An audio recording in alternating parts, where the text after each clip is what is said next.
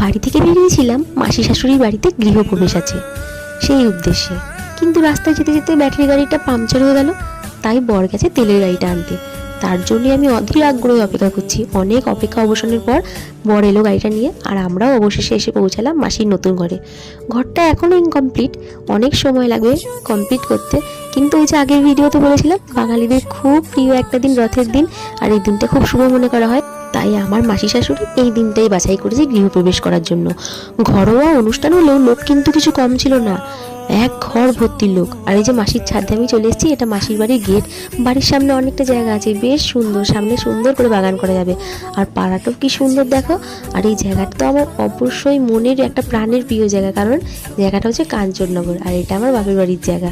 যাই হোক, পুরো একটা দিন কাটিয়েছি মাসির বাড়িতে, বেশ ভালো লাগছিল। বাপের বাড়ি এলে আর একটা নতুন ঠিকানা হলো, এখানেও ঘুরতে আসা যাবে।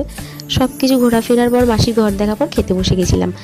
মেনুতে ছিল ভাত, মাছের মাথা দিয়ে মুগের ডাল, বেগুনি, পটল চিংড়ি, মাছের কালিয়া, চাটনি, পাঁপড়, পায়েস, রসগোল্লা। খাবারগুলো কিন্তু অসাধারণ ছিল, কিন্তু আমার প্লেট চিরকাল এরকম অপরিষ্কার থাকে, তাই ছোটোবেলায় মায়ের কাছে অনেক বকা খেয়েছি। খাওয়া দাওয়ার পর ননদ আর দেওরদেরকে নিয়ে অনেক আনন্দ করে নিলাম। আর যে কালো প্যান্ট পরে যে দেওরটা নাচছে ওদেরই বাড়ি। ছাদে উঠলাম বিকালবেলায়, মনটা পুরো ভরে গেল। এই বর্ষাতে বৃষ্টি পড়ে যেন প্রকৃতিটাকে আরও সুন্দর করে দিয়েছে। ছাদে বসে থাকলে সারাটা সময় কেটে যাবে।